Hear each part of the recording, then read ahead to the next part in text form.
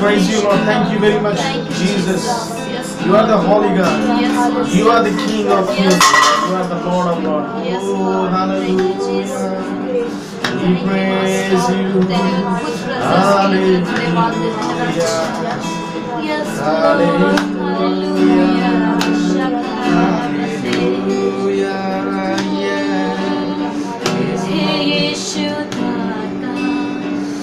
मेरे खुदा करता हूँ स्तुति आराधना हे यीशु दाता मेरे खुदा करता हूँ स्तुति आराधना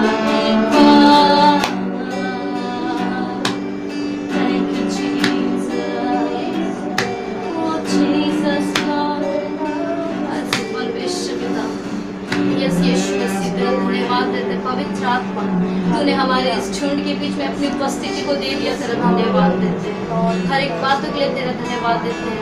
हमारी स्तुति महिमा से सिर्फ और सिर्फ तुझे महिमा मिलने पाए राजा, क्योंकि तू ही महिमा के योग्य है परमेश्वर पिता। तू ही योग्य है खुदा और राजा परमेश्वर पिता, क्योंकि तू स्तुति के सिंहासन पर विराजमान होता है राजा। तेरा धन्यवाद देते खुदा परमेश्वर पिता।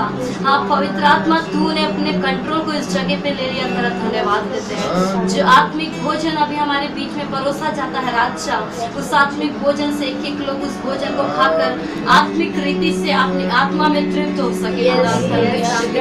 हर एक बातों के लिए तेरा धन्यवाद देते हैं। हर एक बातों को तेरे हाथ में सौंप देते हैं राजा।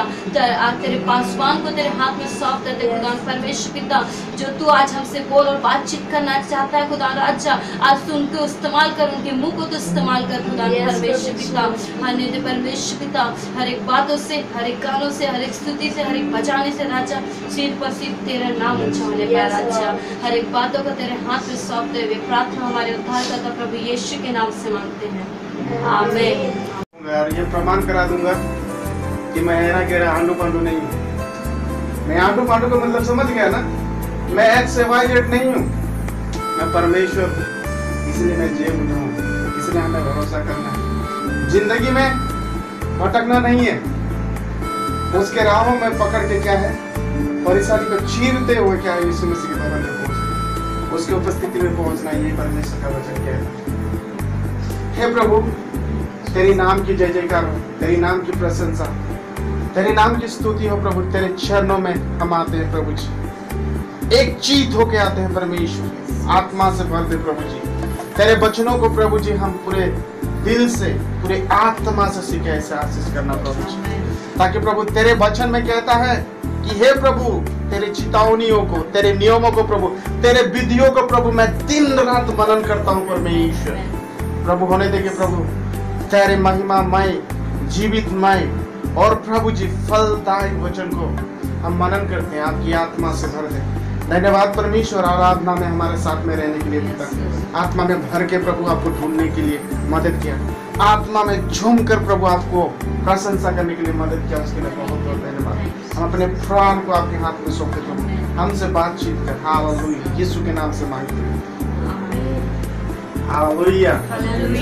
वचन में इसे कहता है, हंसी आता कभी कभी मुझे, क्योंकि कोई कोई कहते कि यीशु मसीह परमेश्वर है तो खुद को बचाया क्यों नहीं।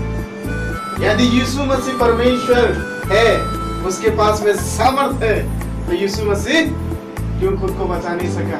इसलिए तो व्यक्तियों को क्रूस में चढ़ाया गया था। उस समय में हुआ क्या, अजीब सा घटना चलने लगा। ऐसा लगता है कि मैं पिक्चर देख रहा हूँ, ऐसा लग रहा है कि मैं थिएटर के अंदर में हूँ, धमाका फाइटिंग चल रहा है। और ऐसे महसूस लगता है जब मैं उस चित्र को पढ़ता हूँ, उस बाइबल के अध्ययन में जब मैं जाता हूँ, तो मुझे लगता है कि कैसे वहाँ पर दो लोगों को बातचीत चल रहा है। यीशु मसीह बीच में, उसके दाहिने और बाएं और दो आदमी क्रूस में चढ़ाया गया था। वो लोग पापी थे। एक आदमी कह रहा है कि हे यीशु, तू तो कहता है कि तू परमेश्वर की संतान है, तू तो बड़े बड़े अचंभित कार्य को किए हो, तू तो बहुत से लोगों को खाना भी खिलाया, लेकिन हे यीशु बोल के बोलता है। यहाँ पर मतलब हे यीशु, यदि तू सचमुच परमेश्वर की संतान है तो क्या कहता है, खुद को बचा बोलता है। क्या बोल रहा है, खुद को बचा, वो सोचा कि ये आंडू पांडू ही होगा। आंडू पांडू मतलब कि XYZ ही है। ये आंडू पांडू तू क्या बचाएगा हमको, हम तो मरने वाले, तू भी हमारे साथ में जाएगा, तेरा भी सत्यानाश होगा, आंडू पांडू बोल रहे। लेकिन दूसरे और क्या बोलता है एक इंसान, हे मनुष्य, हे भाई, थोड़ा जबान पर लगाम दे, अपना जो घोड़ा दौड़ रहा है उसका रस्सी खींच ले, तो अनाप शनाप बोलने लगा है। और यीशु मसीह को वहां इस प्रकार से उसने कहा, मैं तो पाप किया हूं और ये दुनिया गवाह है, राजा गवाह है, साम्राज्य गवाह है कि यीशु मसीह को ने वो गलती भी नहीं किया। जब पिलातुस के पास में लिया गया, पिलातुस इस प्रकार से कहा, हे बोल, मैं तुम्हें परी कर दूंगा, कहता कि मैं तुम्हें जाने दे दूंगा यदि तू अगर मेरी बातों का जवाब देता है। क्या तू यहूदियों का राजा है, क्या तू मसीहा है? यीशु मसीह ने नहीं बोला कि मैं मसीहा हूँ, उसने उसको साबित कर दिया, बेटा मेरा मुंह नहीं बोलता है, तेरा मुंह बोलता है कि मैं मसीह, सिर्फ तू नहीं, संसार जानता। तू बोलेगा तो मैं छोड़ दूंगा। यीशु मसीह एकदम पूरा, क्या छोड़ेगा तू, मेरा प्राण क्या लेगा, तू मुझे क्या बचाएगा? मैं अपना प्राण खुद को देता हूँ। और कहता कि पिता मुझे ये सामर्थ्य दिया, तेरे हाथों में मुझे सौंप दिया है, इसलिए मैं अपने आप को तेरे हाथ में सौंपता हूँ। नहीं तो जब यीशु मसीह गेसमनी के बगीचा में जब प्रार्थना कर रहा था, जब सेने लोग आए, तो उसी समय में उसने अपना करिश्मा दिखा दिया था, उसी समय अपना काम करना शुरू कर दिया था। यीशु मसीह कई बार अपना सामर्थ्य का इस्तेमाल नहीं करना। वो आदमी, वो एक ही साथ में परमेश्वर और आदमी, दो रूप, दो गुण है उसमें। जब आदमी के हैसियत पर जब आता था तो उसे भूख लगता था, जब मार पड़ता था तो मम्मी, मार पड़ता था तो रोता था, बिलखता था, जब शरीर के भाव में आता तो प्यास लगता था, उसे पानी भी नहीं मिला। और वहां एक परमेश्वर के नाते कालवरी क्रूस में प्रार्थना कर रहा है, हे पिता इन लोगों को माफ कर देना, हे पिता इन लोगों को माफ कर देना। ये कब हुआ था? बहुत पहले ही, यीशु मसीह का जन्म से पहले ही यीशु मसीह के बारे में 300 से भी ज्यादा भविष्यवाणी की किताब है और भविष्यवाणियां है जो यीशु मसीह के बारे में कहता कि आएगा, कौन आएगा, एक पुत्र आएगा, बोल के लिखा गया है। भजन संहिता उसका आखिरी में पढ़ो तो क्या लिखा गया है? भजन संहिता आखिरी में पढ़ो, भजन संहिता 2 क्लास में पढ़ो, यहाँ पर क्या लिखा गया है? हालेलुया, थैंक यू का 2 वचनों में पढ़ो। पुत्र को चुमो, ऐसा ना हो कि वह क्रोध करे और तुम मार्ग ही में नष्ट हो जाओ, क्योंकि क्षण भर में उसका क्रोध भड़कने को है। धन्य है वे जिनका भरोसा उस पर है। आमीन। कहता कि पुत्र को चूम लो बोल के लिखा गया। यहाँ पर यह नहीं कहा कि बेटे को चूमो, अपने बेटे को चूमो नहीं होता, पुत्र को चूम लो बोलता है। वो पुत्र दिया गया मनुष्य जाति के लिए, उस पुत्र को चूमो क्योंकि वो बहुत ही जल्दी आने वाला। उस पुत्र को चूमो जिसका क्रोध भड़कने वाला, उस पुत्र को चूमो जिसको क्रूस में चढ़ाया गया, उस पुत्र को चूमो जिसे ठट्ठा मजाक किया गया, क्योंकि वो आने वाला है, बहुत जल्दी आने वाला। लोगों को मशवरा दे रहा है, हे हाकिमों, हे राजाओं, उसका परामर्श, उसके आदेशों का पालन करो बोल के लिखा गया। यहीं पर परमेश्वर के वचन में लिखा गया, ठीक है, तो पुत्र आने वाला है और बहुत ही जल्दी आने वाला है। इसलिए जब हम परमेश्वर के वचन में जाते, एक पुत्र सबको दिया गया, एक ही मात्र पुत्र दिया गया, एक ही रोता वारिस दिया गया। The one, the best, the choice, only the begotten son is given. एक मात्र। जब मैं देखता हूँ परमेश्वर के प्रेम, एक ही था, उसको भी दे दिया। परमेश्वर मैं आज क्या दिया हूँ तुझे, मेरे जीवन से मैं क्या दिया हूँ परमेश्वर? मैं कुछ नहीं दिया हूँ। सबसे पहले मैं अपनी जरूरतों को पूरा करता हूँ, उसके बाद में तुझे। लेकिन परमेश्वर के वचन में एक बेटे को दे दिया। अगर ऐसा के किताब उसका अध्याय 9:6 में पढ़ना तो वहां लिखा गया, हर एक इंसान को, हर एक व्यक्ति को कौन दे दिया गया है?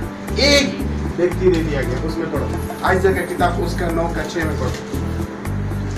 क्योंकि हमारे लिए एक बालक उत्पन्न हुआ, हमें एक पुत्र दे दिया गया और प्रभुता उसके कांधे पर होगी। आमीन। और उसका नाम अद्भुत युक्ति करने वाला, पराक्रमी परमेश्वर, अनंत काल का पिता और शांति का राजकुमार रखा जाएगा। एक पुत्र दे दिया गया। किसे दे दिया गया? एक पुत्र। किसने? मनुष्य जाति को दिया। किसने दे दिया? परमेश्वर वचन में कहता है और बेसुमार प्रेम के लिए उसने अनगिनत प्रेम। मैं पिछले बार में कह रहा था कि एक ऐसा प्रेम जो हमारे आगे पीछे दिखता है। आज मैं एक वचन पढ़ रहा था, एक कोड़ी बीमारी, मत्ती लिखित सुसमाचार पढ़ो, मत्ती लिखित सुसमाचार उसका 8 का 1 2 3 जब वो उस पहाड़ से उतरा तो एक बड़ी भीड़ उसके पीछे हो ली, और देखो एक कोढ़ी ने पास आकर उसे प्रणाम किया और कहा, हे परमेश्वर, यदि तू चाहे तो मुझे शुद्ध कर सकता है। यीशु ने हाथ बढ़ाकर उसे छुआ और कहा, मैं चाहता हूँ तू शुद्ध हो जा। और वह तुरंत कोढ़ से शुद्ध हो गया। आमीन, हालेलुया। अभी तक उसके जीवन में कोई चाह नहीं था उसको, अभी तक उसके जीवन में कोई इच्छा भी नहीं किया था कि उसके जीवन में बदलाव हो जाए। अभी तक उसके बारे में कोई सोचा ही नहीं था। उसका अवस्था कैसे था, उसका परिस्थिति कैसे था। अगर मैं चंद भाषा में कहूंगा, देहात भाषा में कहूंगा, अपने भाषा में कहूंगा, यहाँ पर 3 प्रकार की लेप्रोसी बीमारी, 3 प्रकार की जब हम कहते हैं कोढ़ी रोगी बोलते हैं, एक का कोढ़ी बीमारी नहीं होता है, वहाँ 3 प्रकार की लेप्रोसी होता है और तीनों प्रकार का लक्षण अलग अलग होता है। एक लेप्रोसी हो जाता है, कोढ़ी बीमार हो जाता है तो आदमी को पता ही नहीं चलता कि उसके शरीर में क्या हुआ। एक लेप्रोसी के बीमार होता है तो उसका चमड़ा निकलने लगता है और उसको थोड़ा से भी ठेस पहुंचे तो बहुत ज्यादा दर्द होता है। और एक लेप्रोसी ऐसे होता है, एक आदमी का मांस गलने लगता है और यहाँ पर क्या होता है कि उसे कोई छूना भी पसंद नहीं करता था, दुर्गंध अवस्था में था।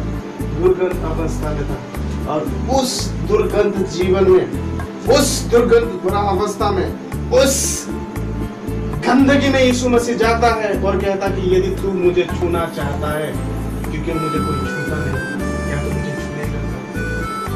क्या मुझे छुएगा? और जैसे यीशु मसीह ने कहा, मैं चाहता हूँ, मैं तुम्हें छूना चाहता हूँ, और जैसे यीशु मसीह छुआ उसे और चंगाई को प्राप्त करेंगे। यहाँ पर क्या सीखते हैं आप लोग? क्या सीखते हैं? क्या सीखने के लिए? उस जगह पर जाओ, उस गंदगी में जाओ, उस तकलीफ में जाओ अभी तक जो पहुंचे नहीं, जिसे लोग अभी तक सोचा ही नहीं है, जिसके बारे में लोग सोचते ही नहीं है, जिसके और नजर देते ही नहीं है, वहां पर यीशु जाना शुरू करें। मसीह का जीवन कब तक हम चर्च में रहेंगे? कब तक चर्च में रहेंगे? वचन कहता जाओ वहां पे कोई नहीं। जब तक आप नहीं जाओगे उसका जीवन साफ होने वाला नहीं। जब तक आप प्रभु को लेके नहीं जाओगे वहां पर क्या है, साफ होने वाला नहीं। तो वचन कहता है कि ज्योति, यीशु मसीह ज्योति, कैसे ज्योति? वो चमकने वाला ज्योति। और जब वो ज्योति आप में आ जाता है और जब आप किसी के जीवन में जाते हो तो क्या होता है? वो ज्योति दूसरे के जीवन में प्रकाश में हो जाता है। और वचन में लिखता है ऐसे ही परमेश्वर कार्य करने वाला। लेकिन कई बार हमारा जीवन में हम समझ नहीं पाते कि प्रभु क्या हो रहा है, कहाँ जाना है परमेश्वर, कैसी जगह जाना है। कभी कभी मैं अपने आप को पूछता हूँ